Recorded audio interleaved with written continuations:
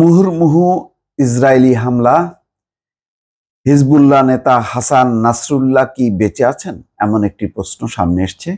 কিছুক্ষণ আগে চ্যানেল 24 এর স্কলে দেখছি যে ইসরায়েল দাবি করছে যে হিজবুল্লাহর প্রধান তিনি নিহত হয়েছেন তাদের হামলায়।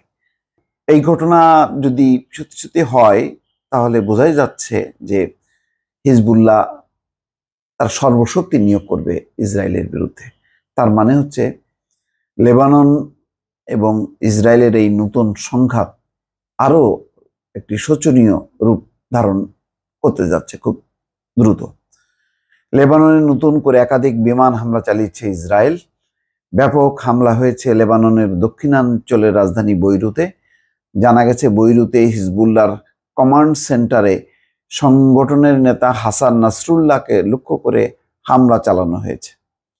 প্রত্যক্ষদর্শীদের বরাত দিয়ে রয়টার্স বলছে আজ শনিবার 20টির বেশি পৃথক হামলার কথা জানা গেছে। একের পর এক হামলায় লোকজন ঘরবাড়ি ছেড়ে পার্ক, ফুটপাত কিংবা বৈরুতের সৈকতে বেরিয়ে আসেন। গতকাল শুক্রবারও বৈরুতের দক্ষিণাঞ্চলে বেশ কয়েকটি বড় বিস্ফোরণের শব্দ শোনা গেছে। তবে হামলায় হাসান নাসরুল্লাহর ভাগ্যে কি ঘটেছে সেটা নিয়ে নিশ্চিত করে কিছু বলা যায়নি।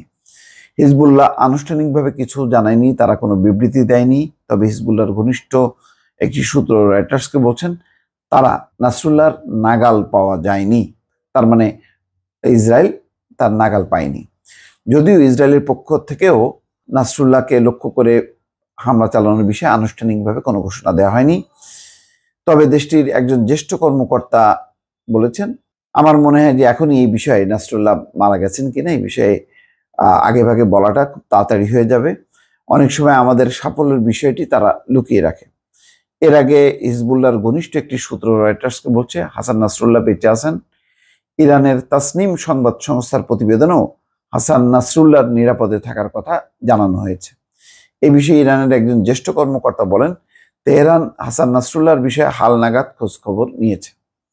গতকালই যুক্তরাষ্ট্রের জাতিসংঘের সাধারণ পরিষদের বার্ষিক অধিবেশনে ভাষণ দেন ইসরায়েলি প্রধানমন্ত্রী বেনিয়ামিন নেতানিয়াহু।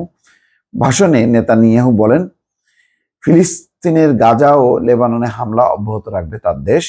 ইসরায়েলি প্রধানমন্ত্রীর এমন বক্তব্যের পরপরই লেবাননে জোরালো হামলা চালানো হলো। লেবাননের স্বাস্থ্য কর্তৃপক্ষ বলছে গতকালের ইসরায়েলি হামলায় 6 জন নিহত হয়েছে, আহত হয়েছে 91 জন এবং গত কয়েক সপ্তাহের হামলায় দেশটিতে এই পর্যন্ত 700-র বেশি মানুষ নিহত হয়েছে। এদিকে তেল সমৃদ্ধ ইসরায়েলের বিভিন্ন এলাকায় কয়েকশো রকেট ও ক্ষেপণাস্ত্র হামলা চালিয়েছে ইরান সমর্থিত হিজবুল্লাহ যোদ্ধারা। হামলা হয়েছে ইসরায়েলের উত্তরাঞ্চলীয় সাফেদ শহরে। তবে ইসরায়েল বলছে যে এসব হামলায় ন্যূনতম ক্ষয়ক্ষতি হয়েছে। তার মানে হচ্ছে ইসরায়েলের যে বিমান হামলা, সেই বিমান হামলায় ব্যাপক ক্ষতি হচ্ছে। অন্যদিকে যে ক্ষেপণাস্ত্রগুলি ছুটছে হিজবুল্লাহ, তাতে যেই সব এলাকায় পড়ছে এই ক্ষেপণাস্ত্রগুলো, তাতে খুব বেশি তাদের ক্ষয়ক্ষতি হচ্ছে না। একটা অসম যুদ্ধ। হিজবুল্লাহর কোনো বিমান নেই যে বিমান দিয়ে তারা একেবারে ইসরায়েলের ভেতরে যে ঢুকে হামলা করবে, সেই পরিস্থিতি নেই। তারপরও প্রতিরোধ যোদ্ধারা লড়াই করে যাচ্ছে। এখন যদি সত্যি সত্যি তাদের মূল নেতা হাসান নাসরুল্লাহ তিনি যদি মারা যান, তাহলে এর প্রতিশোধ নেওয়ার জন্য হিজবুল্লাহ আরো মরিয়া হয়ে উঠবে এবং তার পরিণতিতে কি হয়, ইরান যেহেতু একদম ঘনিষ্ঠভাবে সাপোর্ট দিচ্ছেন হিজবুল্লাহকে, তাহলে ইরানের অবস্থানটা কি হবে সেটাও এখন দেখার বিষয়। দর্শক ভালো থাকবেন, আল্লাহ হাফেজ।